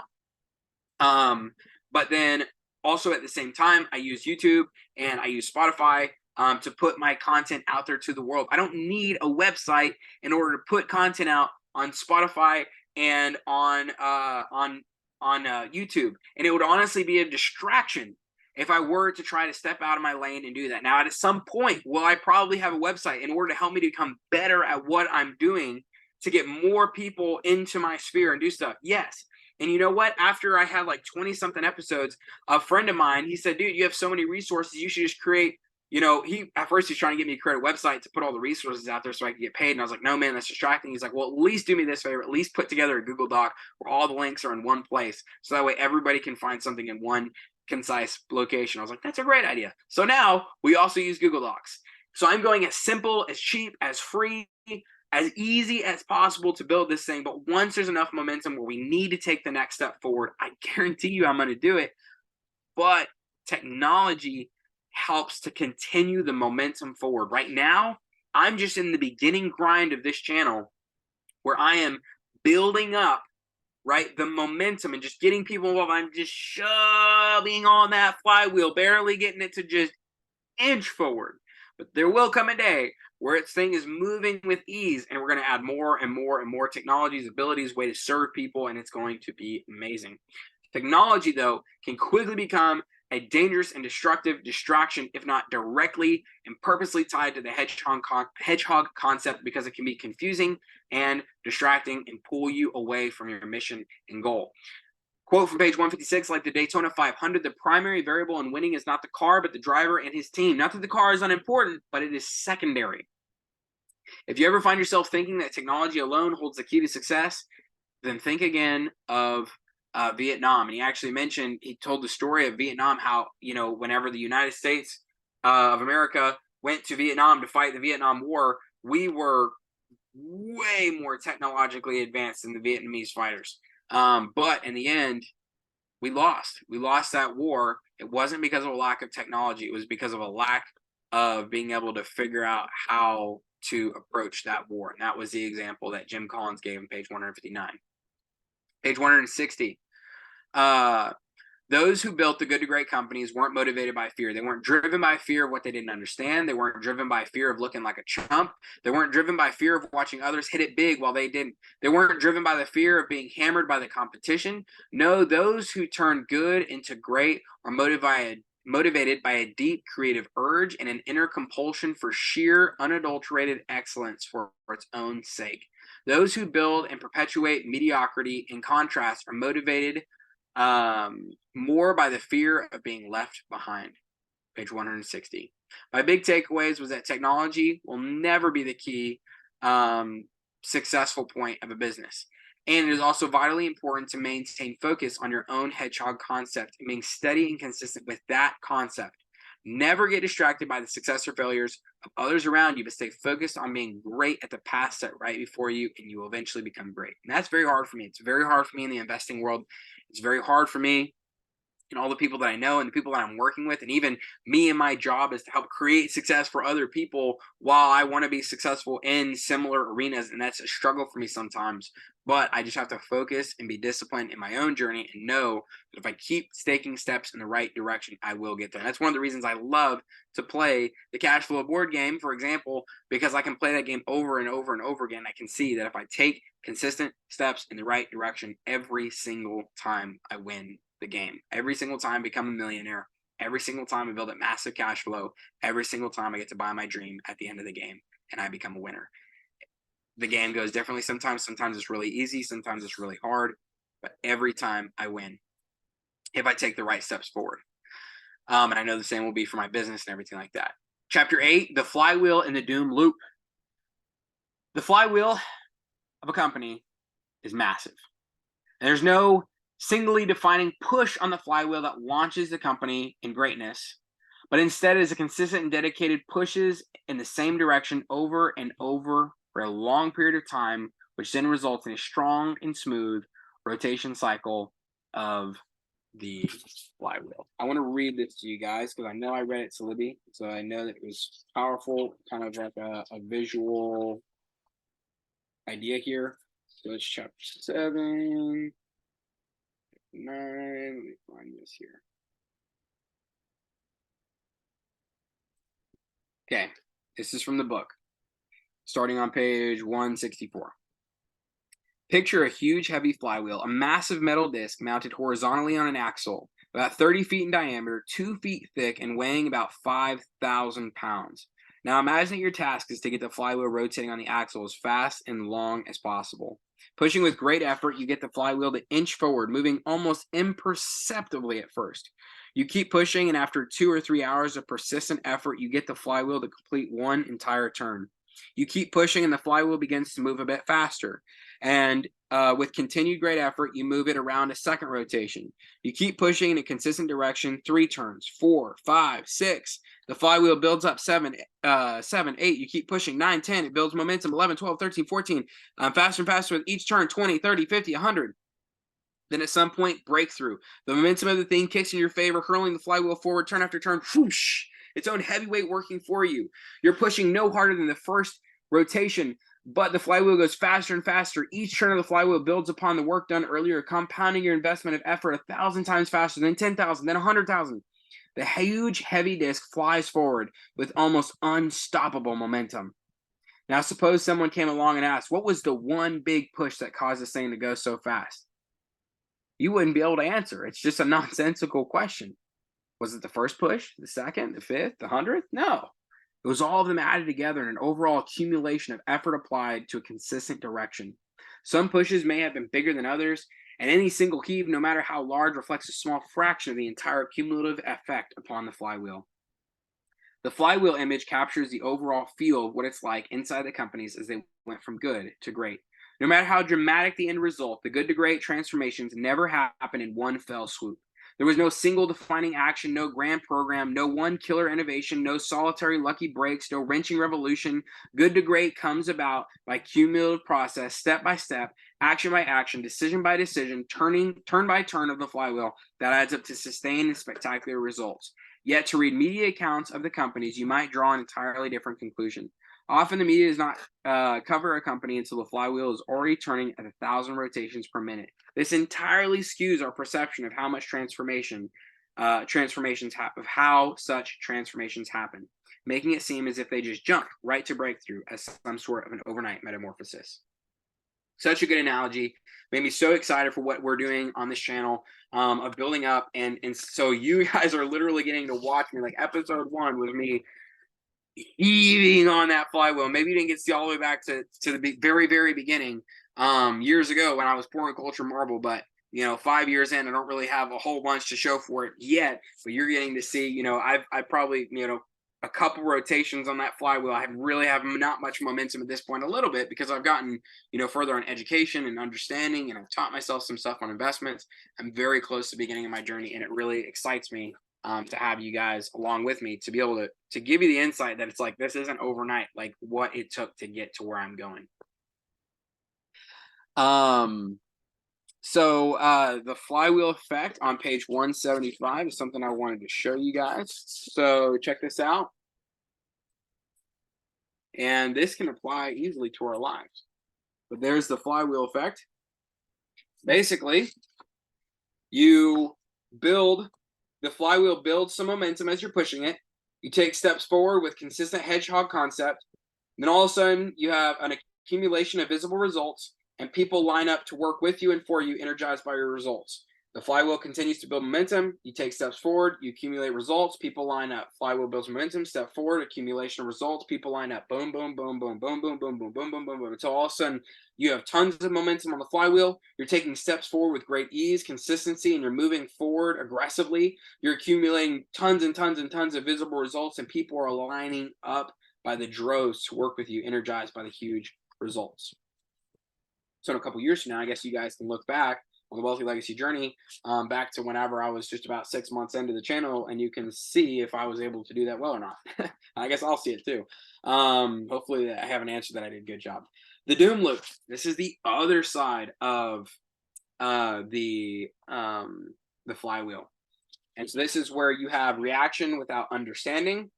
Then all of a sudden you immediately put in a new direction. You figure out the what. You have a new program, new leader, new event, new fad, new acquisition.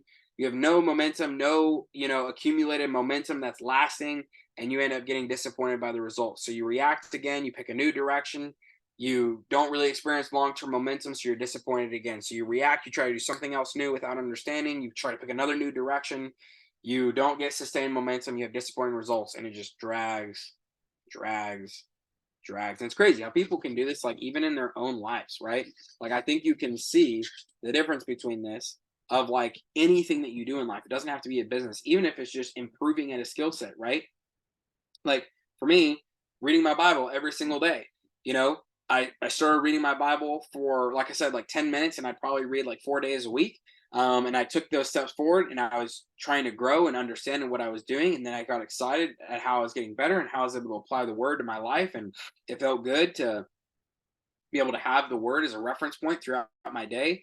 And so I got excited by my own results. And so I built more momentum, and I did that and did that and did that to now where I'm like about half an hour every single morning in Bible time. And that's how that built.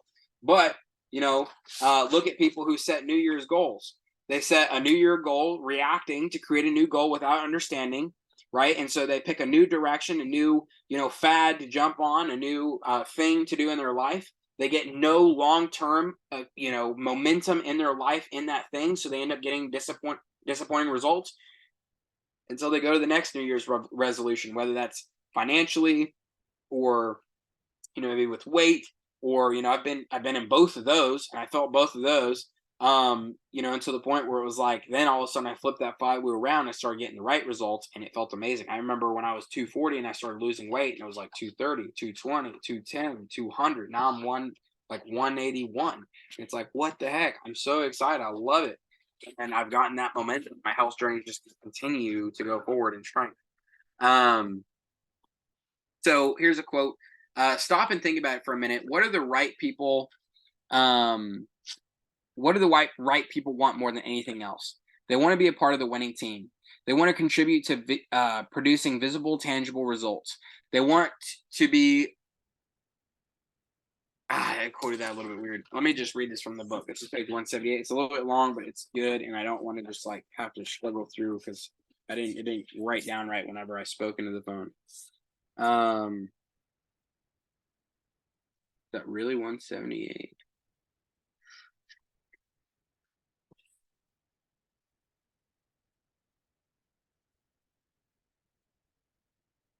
Oh man. Well, I might not be able to get this to you guys because I said here that it was 178. But you know what? Here it is. It starts on 177, goes to 178. Stop and think about it for a minute. What do the right people want more than anything else? They want to be a part of the winning team. They want to contribute to producing visible, tangible results. They want to feel the excitement of being involved in something that just flat out works. When the right people see a simple plan born from confronting the brutal facts, a plan developed from understanding, not bravado, they are likely to say, "That'll work, count me in." When they see the monolithic unity of the executive team behind the simple plan and the selfless, dedicated qualities of level 5 leadership, they'll drop their cynicism. When people begin to feel the magic of momentum, when they begin to see tangible results, when they can feel the flywheel beginning to build speed, that's when the bulk of people line up to throw their shoulders against the wheel and push. And that was a really cool quote. That's on page 178. Also, when I look over the good to great transformations, the one word that keeps coming to my mind is consistency. Another word offered by physics professor R.J. Peterson is coherence. That was on page 182. So for me, in my kind of chapter recap, building the momentum of the flywheel is very step by step and slow. So don't forget about the Stockdale paradox, which we just talked about. Remember that. I'll just go back. Let me just quote this right quick. The Stockdale paradox being, you must retain faith that you will prevail in the end, and you must also at the same time confront the most brutal facts of your current reality. Both of those have to happen in unison, right? You won't have breakthrough by Christmas, but if you keep pushing in the right direction, you will eventually hit breakthrough. Ladies and gentlemen, that brings us to chapter 9, From Good to Great to Built to Last. And I've got a couple of longer quotes in this, but they're all absolutely amazing. So let's jump right into it. First point here, always make finding the right who's the top priority. It was lovely that the book was summarized this way. I just thought it was almost poetic. That we're back to the who, not the what. Anytime you have the availability to hire good people, bring them on board right away and figure out something for them to do after you bring them on. When you surround yourself with the right who's, your chances of having a great company go up immensely. Page 195, there's a quote, during great companies, preserve their core values and purpose. Enduring great companies preserve their core values and purpose while their business strategies and operating practices endlessly adapt to a changing world. This is the magical combination of preserve the core and stimulate progress. On pages 198 through 201, Jim Collins shows the correlation between built to last principles and good to great principles. Here's a list of a few that stood out to me more than the others. Practicing excuse me. Actually, let me just go through here because I think I remember which one. And I don't want to misquote anything because it's not going to be near as positive.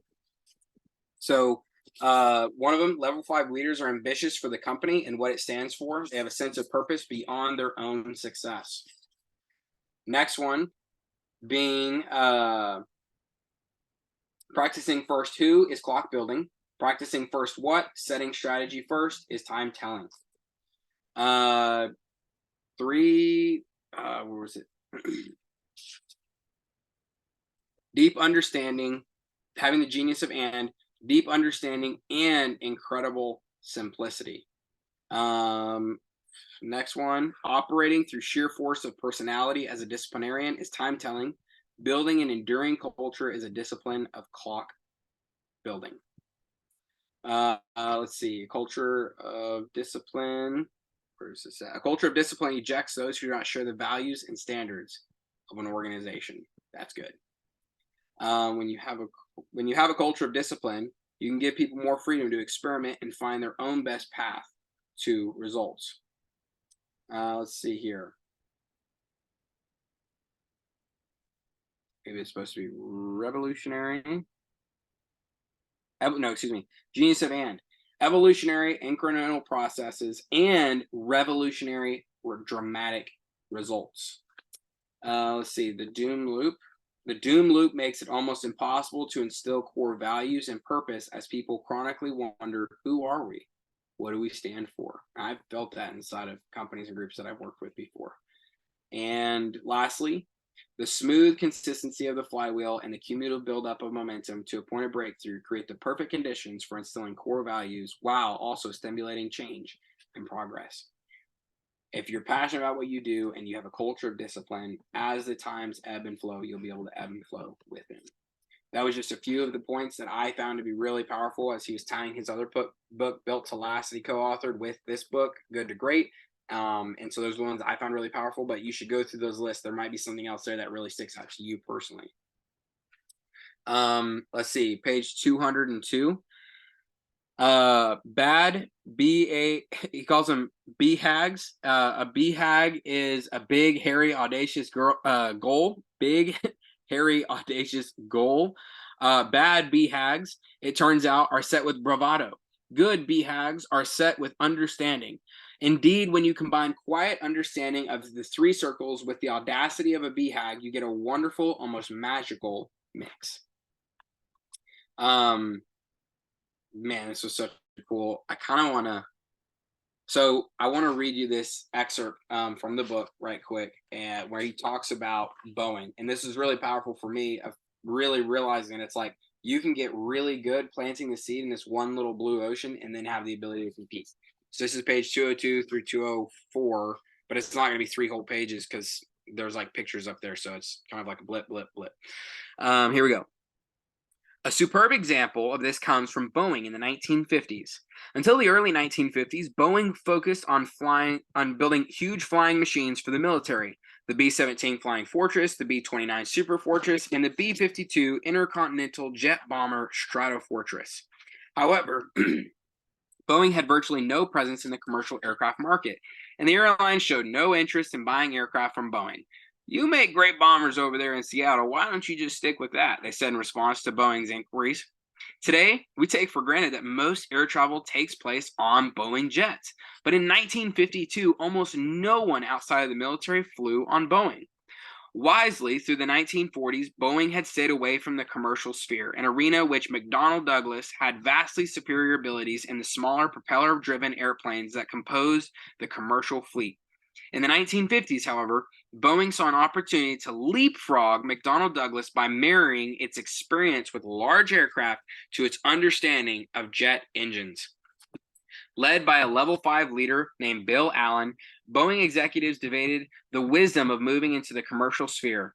They came to understand that whereas Boeing could not have been the best commercial plane maker a decade earlier, the cumulative experience in jets and big planes they had gained from military contracts now made such a dream possible. They also came to see that the economics of commercial aircraft would be vastly superior to the military market, and of no small importance, they were just flat out turned on by the whole idea of building a commercial jet.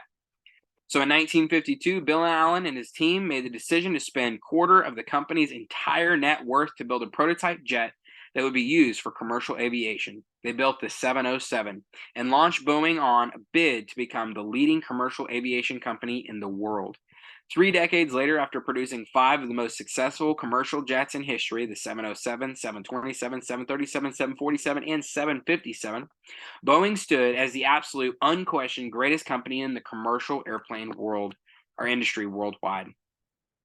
Not until the late 1990s would Boeing's number one position be seriously challenged, and it would take a government consortium in the form of Airbus to do it. Here is the key points. Boeing's BHAG, remember that's big, hairy, audacious goal, while huge and daunting, was not any random goal. It was a goal that made sense within the context of the 3 circles. Boeing's executives understood with calm equanimity that 1, the company could become the best in the world at commercial jet manufacturing, even though it had no presence in the market. 2, the shift would significantly improve Boeing's economics by increasing profit per aircraft model. And 3, the Boeing people were very passionate about the idea. Boeing acted with understanding, not bravado, at this pivotal moment in its history, and that is one of the key reasons why it endured as a great company. I thought that was so good. Like, they started out knowing their limits, they got really, really good at doing something, and then when there was an opportunity to move forward, they seized the moment. This specifically stood out to me because I realized when you're beginning to build your business, it's important that you grow in a blue ocean where you can thrive, such as Boeing did as they went to head with Douglas in the commercial aircraft space. It's very important to note, though, to make sure that to note that it's Boeing didn't compete in the commercial aircraft space with the same tools, technologies, and designs as McDonnell Douglas. They didn't bring the same thing to the table just to try to like outprice them, outbid them, right? When they competed with McDonnell Douglas. Instead, they took their experiences in large jet airplanes and what they knew about large planes and jets, combined those together, and they used that expertise to compete against McDonnell Douglas with their large propeller driven airplanes and create a whole new product, right? So they didn't create something that was better, they created something that was different. In the end, Boeing was able, and I should say different and superior. Boeing was able to maneuver its way into a red ocean when the strategic opportunity presented itself, using its well-earned expertise from its foundation in its own blue ocean. Thought that was really, really good. Here's another quote. First, I believe that it is no harder to build something great than it is to build something good.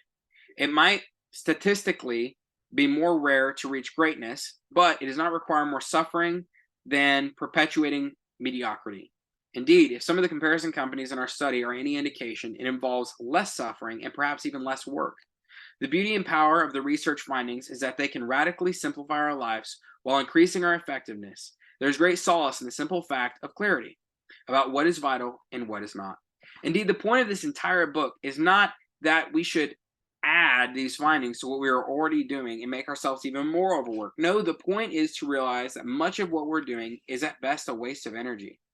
If we organize the majority of our work time around applying these principles, pretty much ignored or stopped doing everything else, our lives would be simpler and results vastly improved.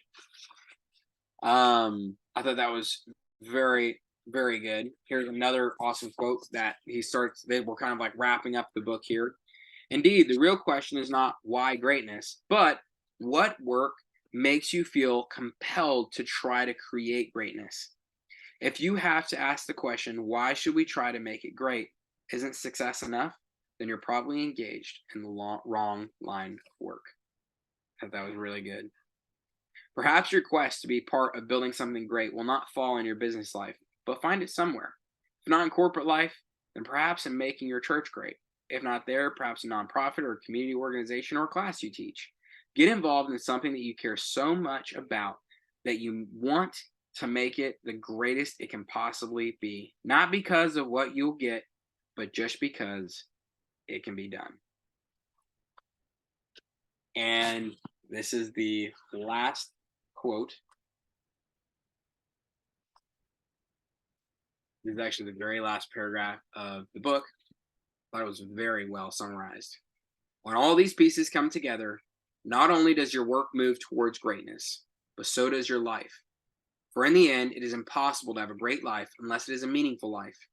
And it is very difficult to have a meaningful life without meaningful work. Perhaps then you might gain that rare tranquility that comes from knowing that you've had a hand in creating something of intrinsic excellence that makes a contribution. Indeed, you might even gain that deepest of all satisfactions, knowing that your short time here on earth has been well spent and that it mattered. Well done, Jim Collins. Amazing book. I've heard lots and lots of people talk about it, so I knew it was good. But oh my goodness. Good to Great by Jim Collins. This book right here is so, so good. Everybody should read this book. My overall thought, I'm going to ask you guys, I'm going to leave you all with, what are you radically passionate about, right? Because this is the wealthy legacy journey. This isn't how to get rich quick. This isn't how to make a bunch of money so then you can do what you're passionate about or excited about. This is about doing something you can be the best in the world at, that has an economic engine, right? That you're passionate about, I think I said you're passionate about it, you can be the best in the world at it, you can drive your economic engine, and somewhere in the middle is something that you'll be able to build wealth because you're bringing value, right? You don't you don't look for a way to make money. And so you're like, oh, okay, I want to make money, so I'm going to bring value. No, you look for a way to create value, and the money follows the value that you create. So go out there and create value in something you're passionate, you can be really, really good at, and has an economic value, and then the profits will come. So, what is it in your life that it wouldn't make sense to complete the task at hand at any level of success below greatness? Write that down on a piece of paper. What is it in my life that it wouldn't make any sense to me to complete this task that I'm trying to complete at any level of success below greatness? That right there, the answer to that question, that is your calling. So go out there and do that. This has been the Wealthy Legacy Journey book report on Good to Great by Jim Collins. It was an absolutely amazing book. You should absolutely go and read it. And I will be adding the links to the Google Doc that'll be in the description of this video. If you enjoy this, please like the video, subscribe to the channel, go check out the other awesome Wealthy Legacy Journey book reports that I put together. And with that said, I will see you guys on the next video. Here's to you and your own personal wealthy legacy journey. See you guys later.